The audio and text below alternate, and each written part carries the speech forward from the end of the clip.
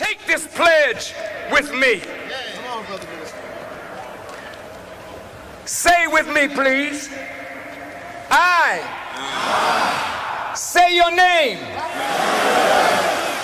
Pledge that from this day forward, I will strive to love my brother as I love myself. I say your name. From this day forward, will strive to improve myself spiritually, morally, mentally, socially, politically, and economically for the benefit of myself, my family, and my people. I say your name.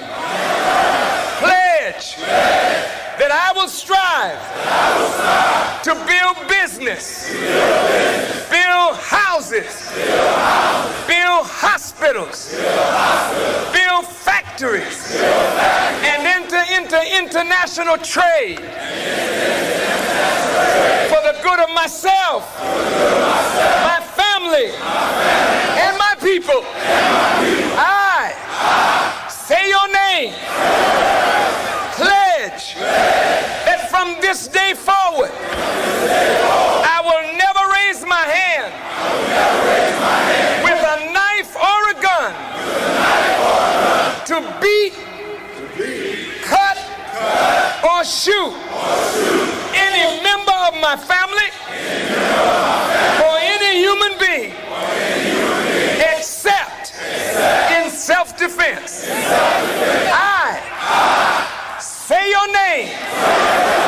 Pledge from this day forward, I will never abuse my wife by striking her, disrespecting her. For she is the mother of my children and the producer of my future. I say your name. Pledge that from this day forward, I will never engage in the abuse of children, little boys or little girls, for sexual gratification. But I will let them grow in peace to be strong men and women for the future of our people. I say your name. Will never again use the B word to describe any female, but particularly my own black sister. I say your name. Pledge from this day forward that I will not poison my body with drugs or that which is destructive to my health and my well-being. I say your name. Pledge from this day forward, I will support black newspapers, black radio, black television. I will support black artists who clean up their acts to show respect for themselves and respect for their people and respect for the ears of the human family. I say your name. Will do all of this. So help me God.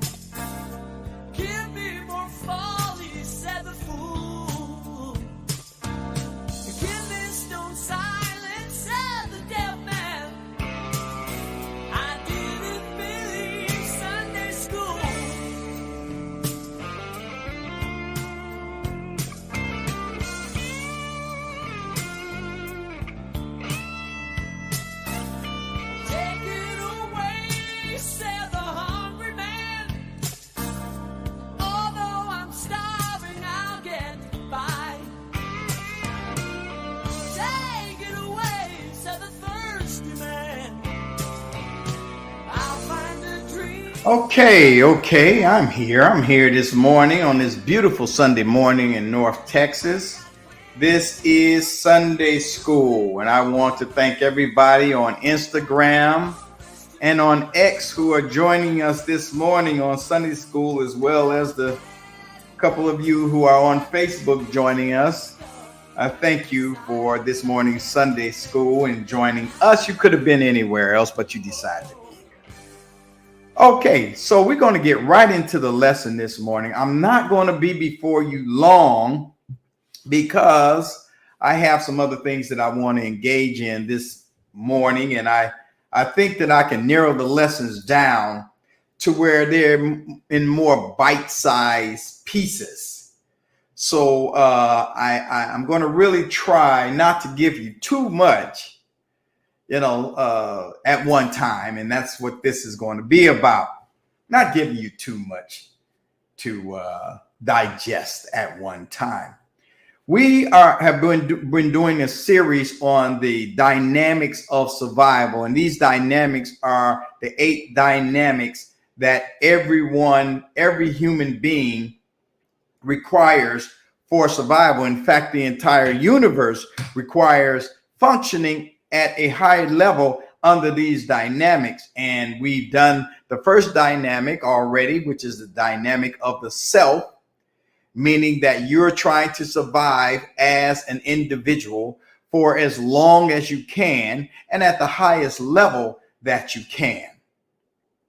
And then we did the creative survival, which is surviving as a family, which we comprised last week. We did it. We was talking about the husband, the wife, and the children. You want to survive as a group, as a family, I should say.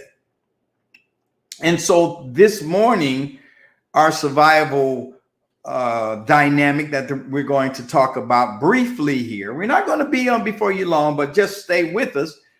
Briefly, we're going to talk about the group dynamic, surviving as a group. Survival as a group.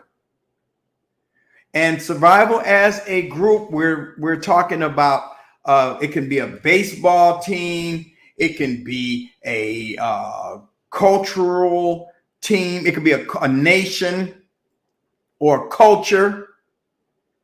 Surviving as a group. Your work environment is a group. And you want to survive as that group for as long as you can and as high as you can, as high a level as you can. And then, of course, surviving as a culture and surviving as a nation. And then next week, we're going to talk about survival as humanity, surviving on the level of humanity. And if you notice that I did not say surviving as a race, because when I talk about survival as humanity, that's where we're going to discuss the human race. And it's time to get past the idea of race as though there are separate human races. There's only one human race. There's only one race of feline.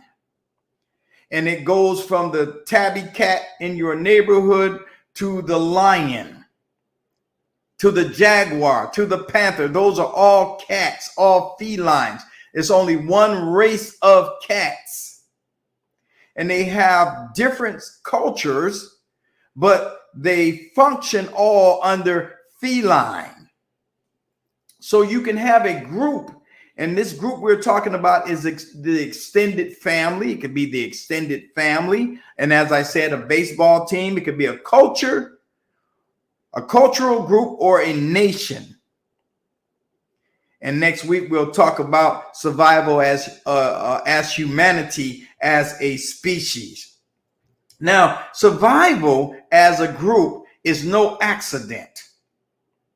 No matter what the group is, it is no accident. Survival as a group requires thought. It requires planning. Your church is a group. Your mosque is a group. Your temple is a group. And you want to survive as that group. But it requires thought. It is not an accident. Survival is no accident. It requires thought, it requires planning, and it requires action. And all of these requirements that survival has in order to survive at a high level is not just haphazard thought, not just haphazard planning, not just haphazard unfocused action. It requires all three, and all three have to be at high levels in order for you to survive as a group at a high level. So in this particular lesson today, I'm going to discuss survival starting from national survival or survival as a nation, and then quickly drill down to survival as a cultural group. That's where I'm going to go with this. But remember, as I said, survival as a group has to do with a baseball team, a football team, a school. It doesn't matter what the group is. You want to survive as part of that group. So I'm going to start from the national group, meaning the nation, and then drill down to the cultural group in our nation, of which I am a part.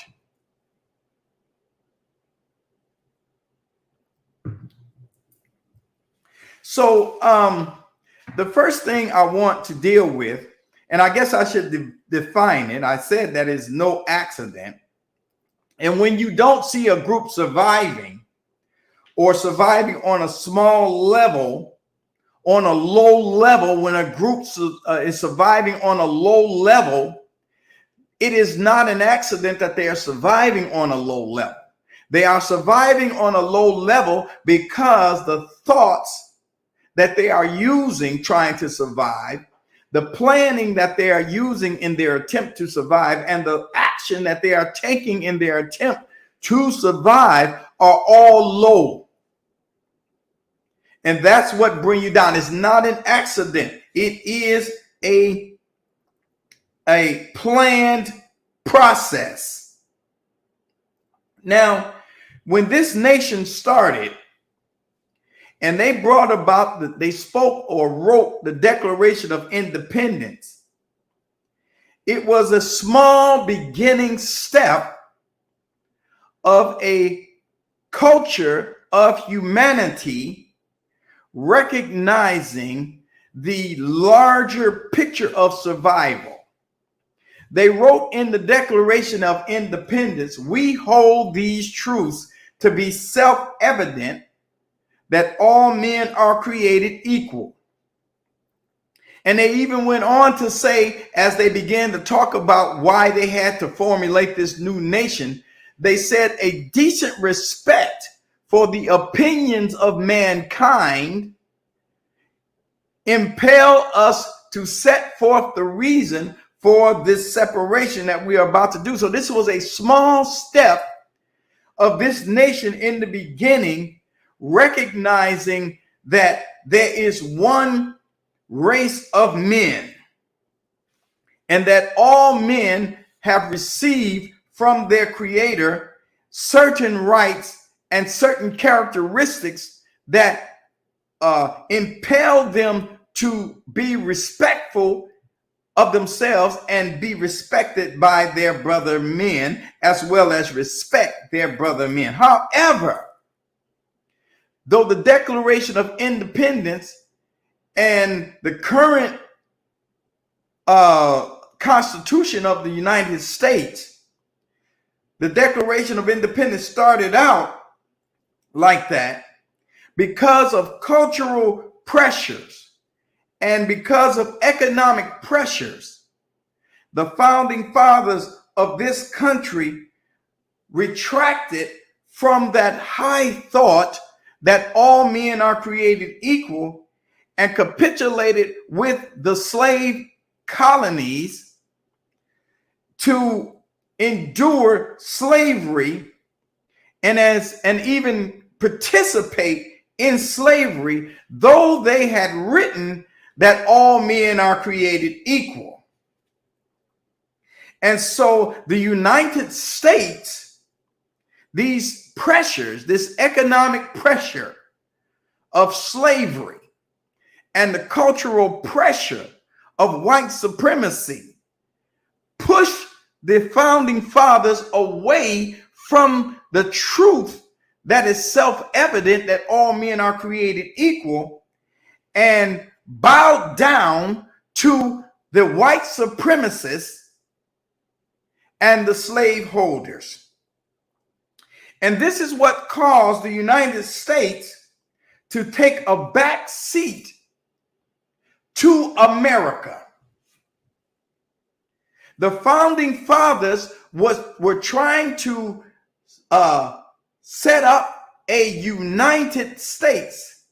And there were different ones in this United States. There were the natives, there were the Africans, there were the Europeans, and there were others. There were the Hispanics, what we call Hispanics.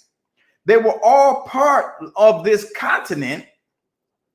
And the founding fathers saw this and recognized this. But because, like I said, the economic pressures, it caused the United States, the thinking of the United States, the state of unity, to back up and take a back seat to America, which represents white supremacy.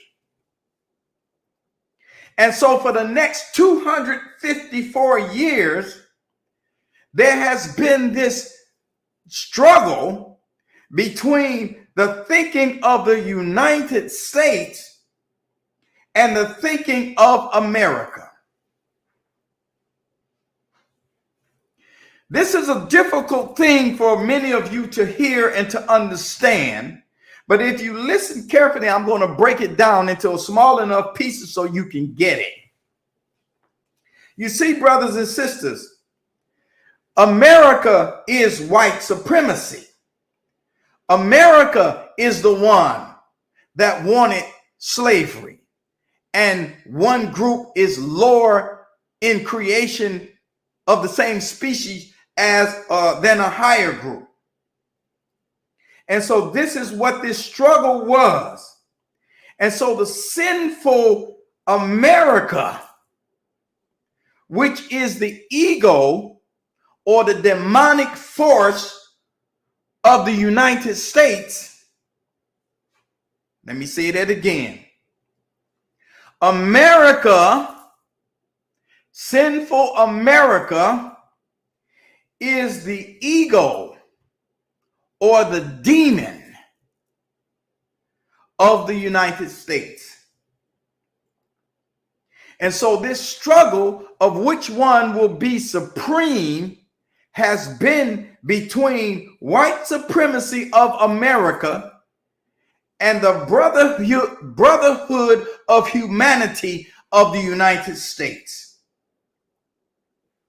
And so the United States has tolerated for the last several hundred years America, or the ego, or the demon. The Course in Miracles calls the ego idolatry. It calls that mind idolatry. It is the sign of a limited and separated self. See, it's America that wants to separate based on racial identity. It is the thinking of America that wants that, not the thinking of the United States. A Course in Miracles calls it idolatry, the sign of limited and a separated self, born and living in a body. It bases its relationship with others of the same species of humanity on the body as the first step, rather than the creation that has made man one.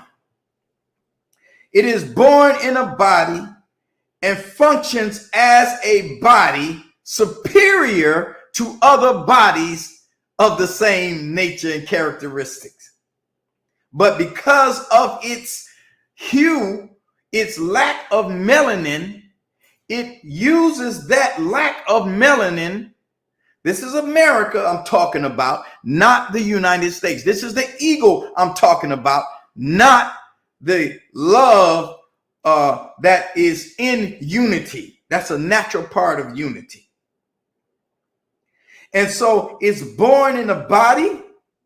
It functions as a body and is doomed to suffer. And all its teachings teaches you suffering to the end that its life ends in death. It is the will that sees the will of God as an enemy. America sees the will of God or the United States as the enemy. You see, and it vacillates between mistrust and treachery. The thinking of the ego vacillates between mistrust and treachery. And you saw this mistrust and treachery when America wanted to move towards a slave-free nation, and the ego responded with treachery, and it wanted to maintain slaves. See, this has been the struggle. It's been the struggle between the love of humanity and the ego, or the devil, which is the same thing. So when the United States wanted to grow and expand, and did not want to expand under slavery, the ego responded with treachery to make America, or to make the United States, compromise itself and tremble in fear. And so what happened in the Civil War, this was the first major conflict between love and the ego. The Civil War. When the United States wanted to expand, you got to catch this if you want to understand where humanity is going. And so to the Muslims that's listening, I want to say this and put your mind at ease. I know the Honorable Elijah Muhammad wrote a book along the lines of the end of America, and it's true, but he was not referring to the end of the United States. You see, in 1860, it came to a head with a civil war. And America did not want to grow with the evolution that was taking place among humanity. And so this 4-year war started. And the North won the war, the Civil War. And because they won, they wanted to keep the nation together. And so they had to have a compromise, because even though they won, the South still wanted separation. And during Reconstruction, at first they tried to reconstruct the South, and the South was going with it, but they just couldn't stand to have these Negroes on these horses patrolling the South, keeping the Americans from murdering the black former slaves. And so they said to the Union during Reconstruction, we will remain part of the Union, Just get these Negroes off these horses patrolling us. And that was the end of Reconstruction. And that was the beginning of Jim Crow. And that was and so as the Americans, or the Confederates as they were called, grew and grew, they never accepted real union. They never, as I said, the ego is mistrustful or treacherous. So the South, which I'm calling Americans, never accepted Reconstruction. And the North dealt with it and tolerated their attitudes. They removed the black soldiers from the South. Jim Crow began, the Ku Klux Klan. They started erecting all the Confederate heroes, and the North stood by and watched, tolerated it. But along with that toleration came a mind of the Confederacy. And that mind grew and it grew and it grew. You see, the United States thought that they were doing the right thing. They thought that we'll tolerate them and we'll keep them at bay. But just like alcohol, you can start drinking it and you will notice that it will become more and more and more and more till you now can't get rid of it. So the attitude of the Confederates have grown and grown and grown until now in 2024, you can't get rid of it. I want to go to Hosea in the Bible, chapter 4, and start at verses 1, 2, and 3, and 6. It says here in Hosea, this is in the Old Testament, hear the word of the Lord, you children of Israel. Now, you think he's talking to Israel, but he's talking to the children of Israel.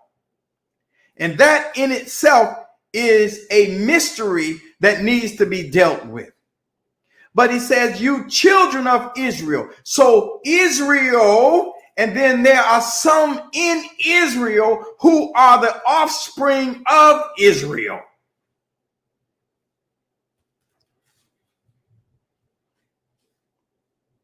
Hear the word of the Lord, you children of Israel, for the Lord has a controversy with the inhabitants of the land, because there is no truth, nor mercy, nor knowledge of God in the land. There's belief in God in the land, but there's no knowledge of God in the land. So he says there's a controversy because of this.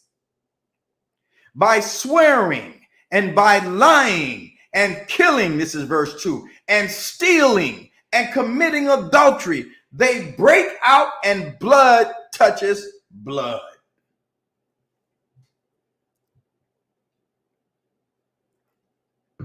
Verse 3, therefore shall the land mourn, the land will mourn, and everyone that dwells in the land shall languish.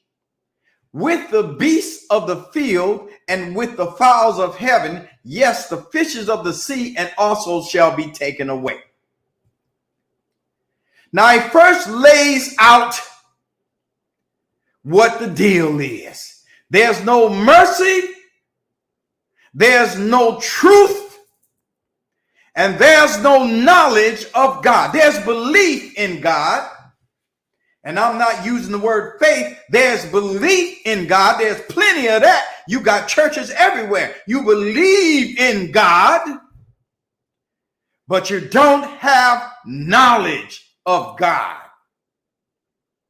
And as a result, there's swearing and lying and killing and stealing and committing adultery that permeates the land. and therefore the land mourns. And so verse 6 says, my people are destroyed for lack of knowledge. Because you have rejected knowledge, I will also reject you. And this is not God rejecting you. This is the appearance that God is rejecting you, because you are rejecting, so it appears that God is rejecting you. Do you get the difference in that? Because you reject knowledge, it appears that knowledge rejects or evades you. And so he says here, I will also reject you, that you shall be no priest to me, seeing you have forgotten. Listen, what have you forgotten? Verse 6, you have forgotten the law of God. And as a result of you forgetting the law of God. Well, what was the law of God? I know you think it was the Bible. Well, the law was given to you in the beginning at the Declaration of Independence. We hold these truths to be self-evident, that all men are created equal and endowed with certain inalienable rights, and that among these are life, liberty, and the pursuit of happiness. That is the law of God. You have forgotten it, and you have replaced it with lying and stealing and adultery.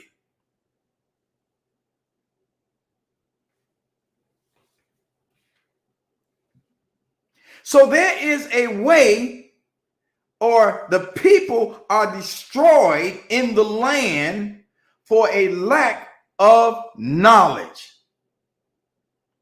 They don't know. And now when you drill it down and think about it, America, or the United States, thought she was doing right when she tolerated the Confederates, even though she knew that the Confederates had not fully accepted returning to the United States, and kept on getting worse and worse and worse. You looking at them erecting statues and monuments to the Confederates. You're watching them violate your basic creed that says all men are created equal with these Jim Crow laws. You're watching them put these Jim Crow laws in place, and you still not understanding that this is not the law that you as a nation want to follow. You watched it. You watched the lynchings. You watched the burnings. You watched the beatings. And you make small political attempts to go in a righteous direction. But alas, the ego or the devil wore you down. And so now she's at your front door.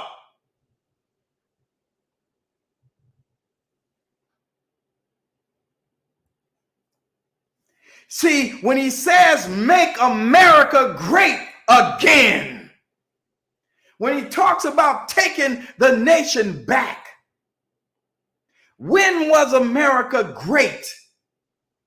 And you got to see it as something other than the United States. See, and so the Americans are trying to make the citizens of the United States think that they're the same, but it's not. It's the ego.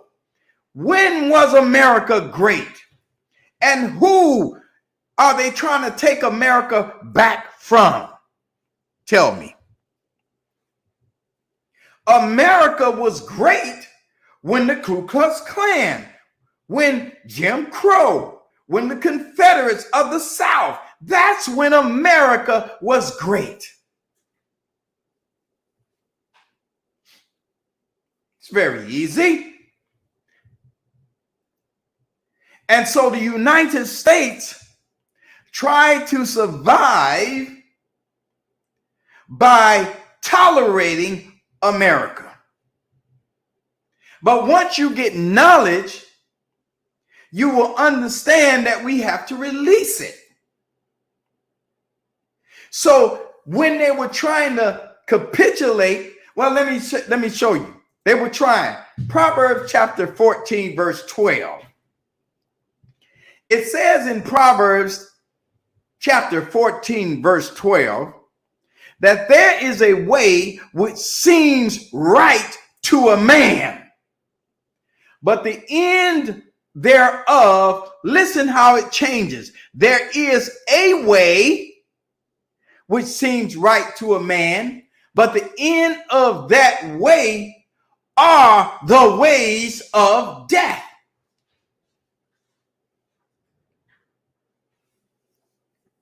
You see, the ways of death split off into many ways.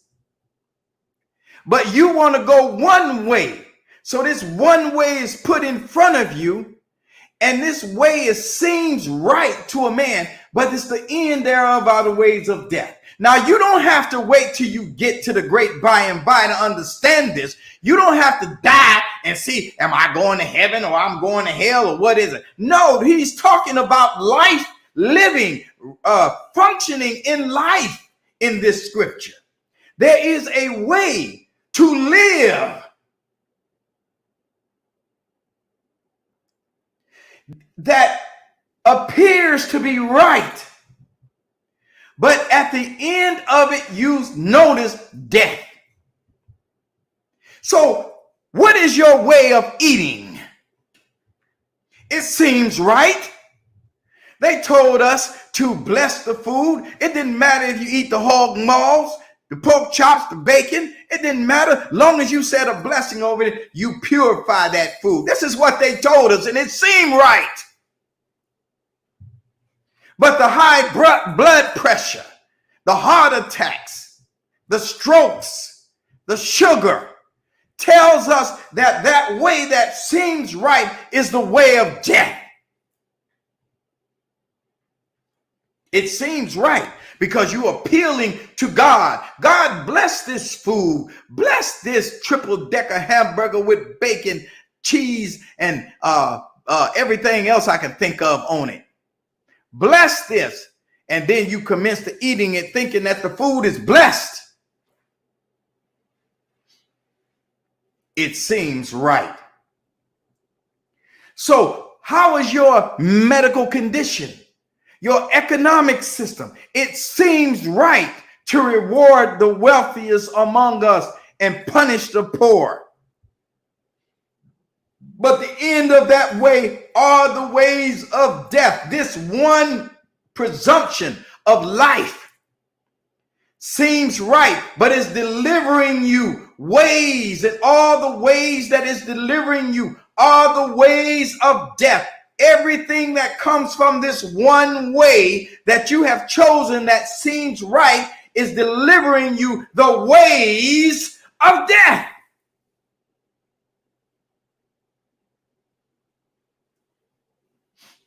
And so the United States is ingesting a steady diet of death, and at the same time trying to function as a group, trying to survive as one nation under God.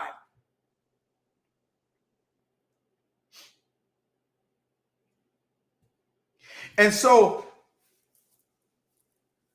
when you see consistent quarreling in a group, when you see fighting and killing or suicide of the group, because that's what killing each other is, group suicide, then you have to come to terms with a basic fact that the group is not surviving on a high level. And as you come to that fact that the group is not surviving on a high level as a nation, you drill down and you then look at the institutions of that group or that nation. And you will also notice that the subgroups in the nation are not surviving at a high level. And then when you drill down even further, the cultural groups are not, the subgroups will be the institutions, the school, the religion, the economics, all the major institutions come right up under the nation. It is the way that seems right, and the institutions are the ways of death. That is happening when a group or a nation does not function, does not survive on a high level. And so then when you drill down even further and start talking about the groups that's below the institutional groups, so the nation is not surviving at a high level, the institutions are not surviving at a high level, and you will notice that the groups are not surviving at a high level. And that there's quarreling and divorce from the smallest of the families to the highest of the nation. And so now you have Marjorie Taylor Greene, who is a Republican MAGA Confederate, is a Confederate by another name, talking about we need a national divorce.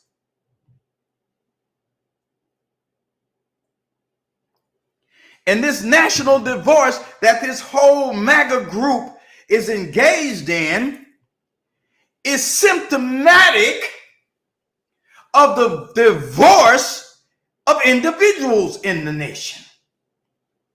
You will see that the same energy that Marjorie Taylor Greene is talking about, a national divorce, is the same kind of divorce that's going on at the church level. They're divorcing each other and splitting off.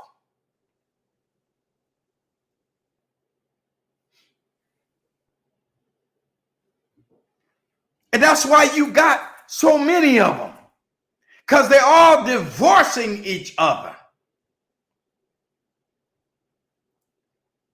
And then when you go down to the smaller group, talking about the families that's under the church, that's under the school system, that's under all the institutions, you will notice the same level of quarreling and divorce at the most basic level. And then when you go down to the individual, you will see that the individuals are dying, which is divorcing from life. So when you have a quarrelsome group that's quarreling to the level that they're all divorcing on all places, in all places, then you have to deal with why is the quarrel.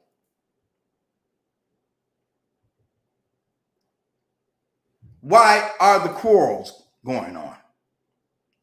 Well, there is a law called the third party law. And the third party law says this, and this is dealing with the group dynamic.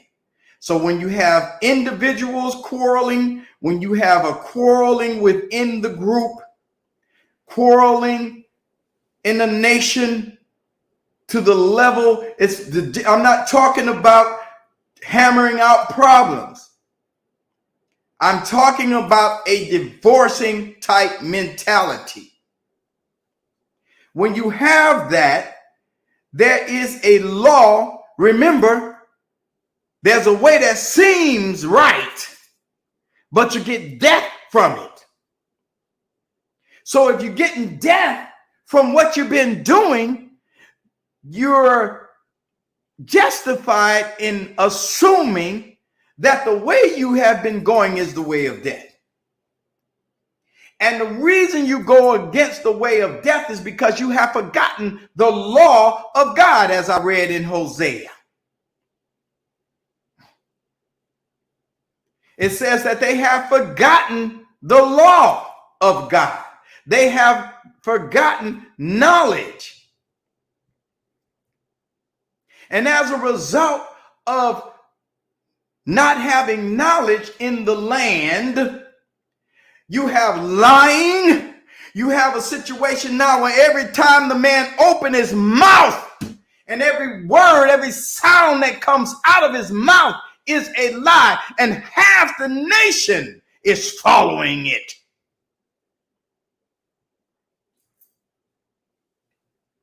Lying and stealing and swearing and killing and committing adultery. This voice that you hear on a national plane that's got half the nation following it. The lies, the swearing, the killing, the stealing, and the adultery is all out for everyone to see.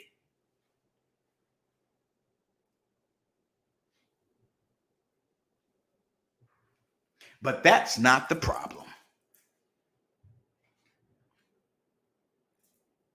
The third party law, brothers and sisters. You got to come to terms with the fact first that the way we've been going is the way of death. It's the direction of death, and all of it is part of it.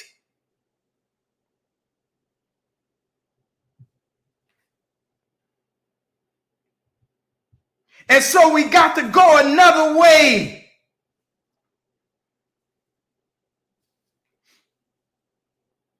And so I'm going to drill down to us as a people in this nation.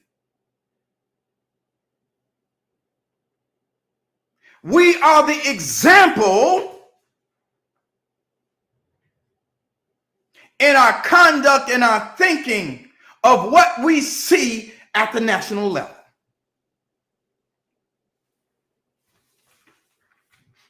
I ain't the conduct. I ain't none of that. Yes, you are.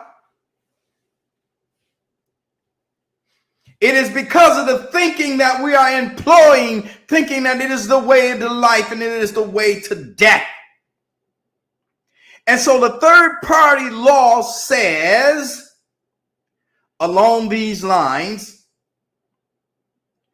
that whenever a group is quarreling, there is always a third party instigating it. Whenever there's a quarrel, now I'm not talking about a disagreement, but even in a disagreement situation,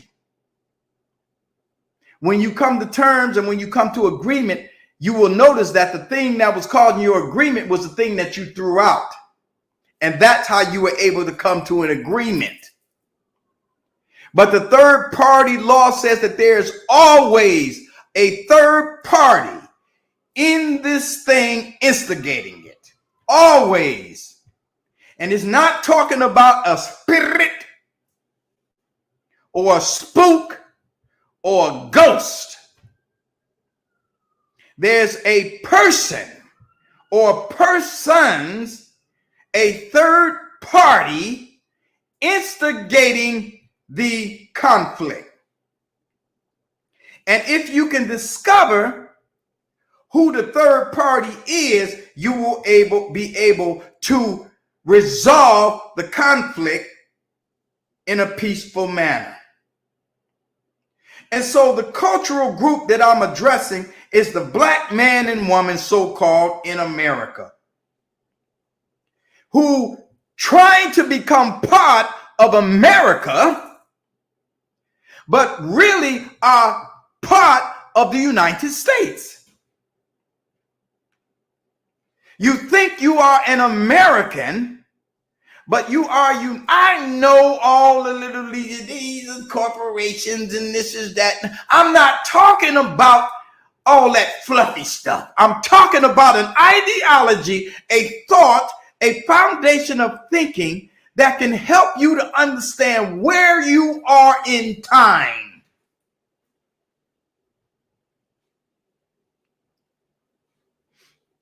You are a United States citizen.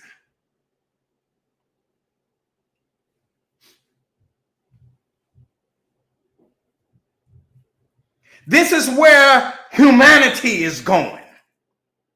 You see, the planet, and I wonder how many of us dealt with the United Nations meeting, assembly over the past week. Did anybody bother to look at any of the speeches? I listened to all of them yesterday from 9 a.m. until 6 o'clock or so. And I paid attention to a lot of the major speeches during the last week. But when you listen to the planet talk, you will notice the planetary grievances are America. Everyone that got up had a beef with America.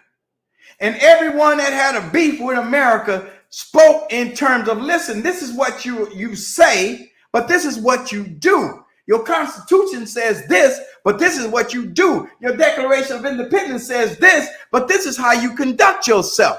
See, they don't know the difference between America and the United States. Because the United States is following the thinking of America, which is the ego, which is the devil. I'm speaking in language that we all talk in. So you got to discover who is the third party in the midst of you. This is what the third party law says, and it's a difficult one to believe in or to trust because you're not accustomed to thinking. And I don't want to be insulting, but it is a person or a group, physical, that's instigating the quarrels at the national level, the quarrels at our cultural level. Do you really think that this gender war that's going on in the black community is not instigated by somebody outside the group? There is always a third party in every argument or war, I should say. In every war, there is always a third party that is unseen. I'm blaming you, you blaming me. But there is a third party instigating it. If you are having problems with your spouse and it seems that your spouse is not interested in the marriage anymore, there is a third party instigating it. Always. We can learn about this if you go to let me give you the email. If you email me, I will send you a link to this. Let me find it here. Oh gosh, here it is.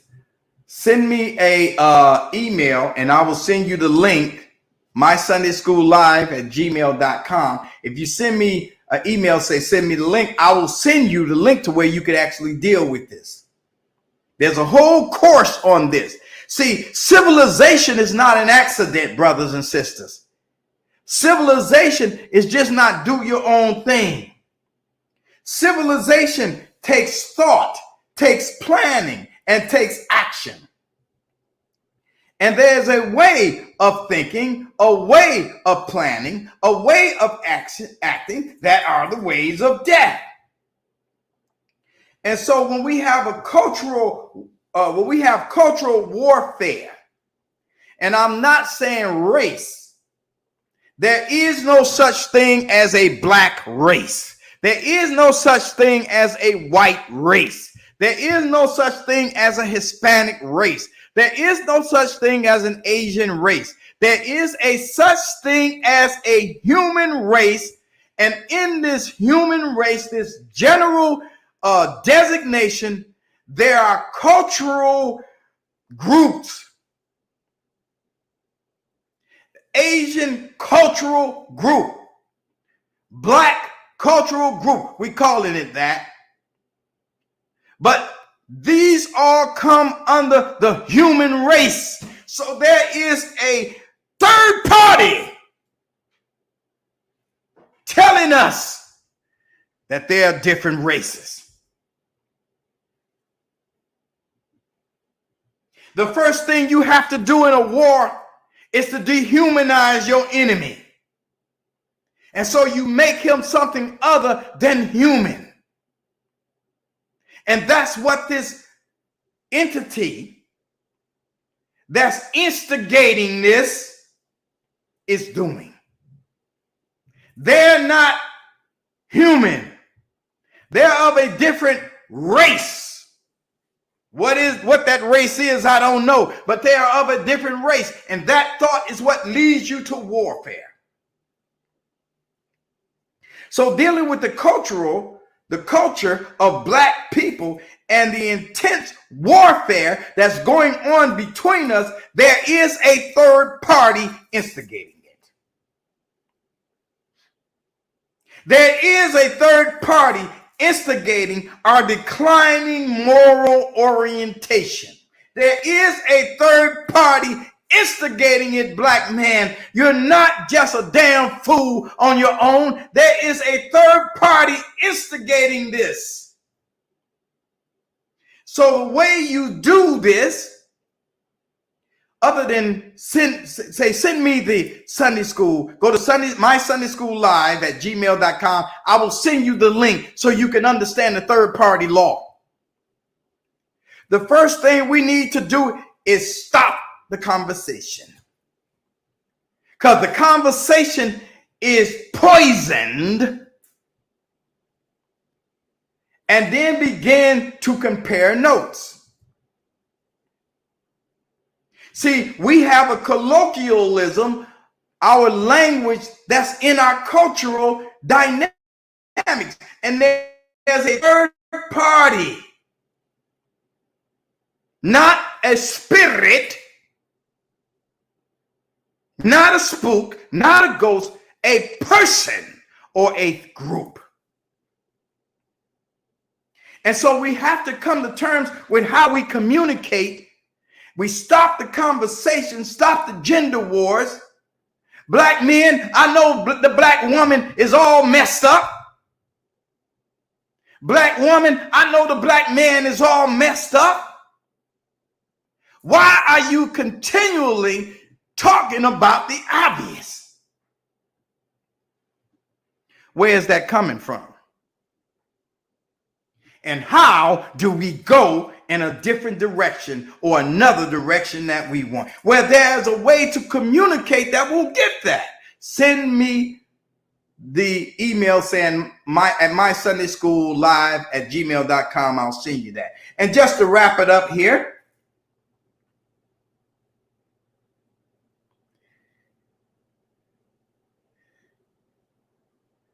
death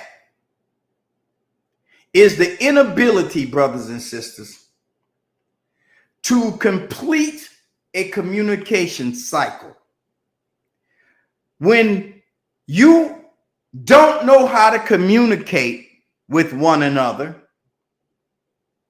and this is where the third party is coming in at. When you don't know how to communicate with one another, communication is broken, and when communication is broken, war ensues, and when war ensues, death comes. And so one man reads his Bible, one verse, and here the Bible says right here, this, that, and the other, and I'm going to your church, you believe it differently, and so I'm going to split. Communication is gone. You're reading the same book, but you're not communicating with each other, which tells me you're not communicating with God.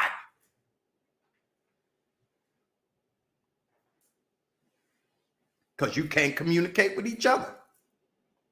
So the gender wars are the same thing. Stop the gender wars. You have been put together as a result of cultural dynamics. So we need to learn how to communicate differently. And so the first thing we have to do is stop. Stop the discussion from the presumptions that we are using to discuss the matter. Yeah, I know she crazy, brother. Yeah, she crazy. Yeah, sister, I know he crazy. He ain't got no sense. He think he do, but he don't. She thinks she does, but she doesn't. She's sure she got sense. He's sure he has sense. Stop. The way of communication, not a different subject, because if we have differences, we got to communicate, and we got differences. I know the church is rotten, brother. I know it is. You know it is. We're not communicating, though.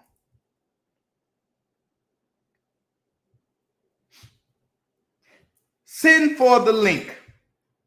Because I'll be talking all day trying to get this over to you. Send for the link. Death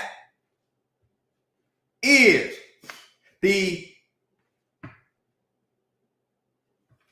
inability to complete the communication cycle.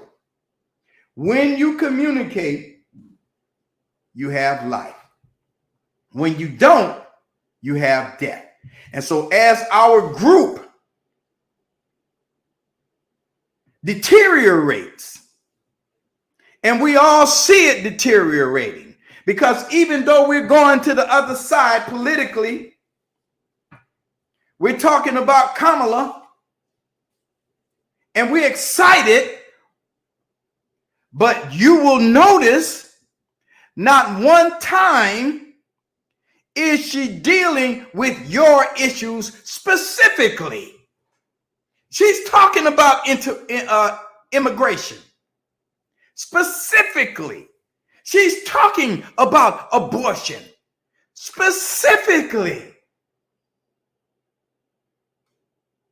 She's not talking about you specifically. Because she can't. But you are if you stop voting for them Democrats, the Democrats can't win. And so they figured that, wait a minute, we can't win because the Negroes are not excited about Joe Biden. We got to find a way to get the Negroes excited. And if the Negroes are excited, then everybody else will. So they put one out there for you. You excited, but ask her to talk about reparations, which you need. Ask her to talk about prison reform, which you need. Ask her to talk about 3 strikes laws and these sentences that make it to where even though you pay your debt to society with 30 years of prison, you use the next 30 years in poverty because you got a record. But it's the enforcement, the heavy-handed enforcement against your youth. Talk about why is Israel saying that black youth are the biggest threat, not the Palestinians, but the black youth are the biggest threat to Israel. Black youth don't even know where Israel is. How in the hell are black youth the biggest threat to Israel? You over there fighting and killing the Palestinians, but you over here in my business telling folk that I'm your biggest problem. My sons are your biggest problems. What we have here is a lack of communication. And if you don't, brother, get some balls and start speaking to it, Your children and your grandchildren will pay for it. If you don't, sisters, get some focus and some direction and start listening to the man that God gave to you, and stop trying to commit adultery with a man that God gave to somebody else. See, that's what the Bible means when it says you adultery. God gave you a man that's specifically for you. God gave you a woman that is for you.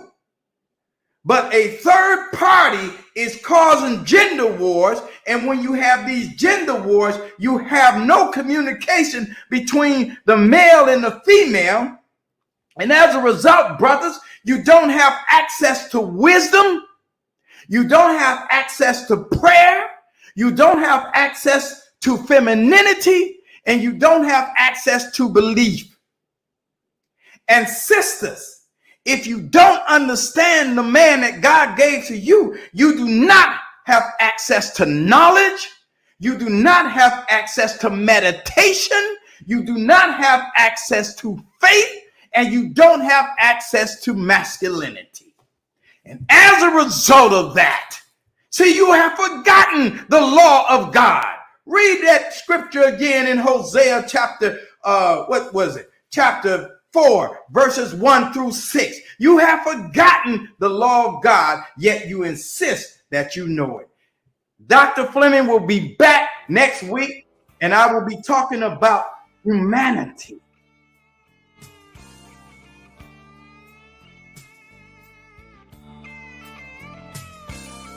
Leave me alone, said the lonely man.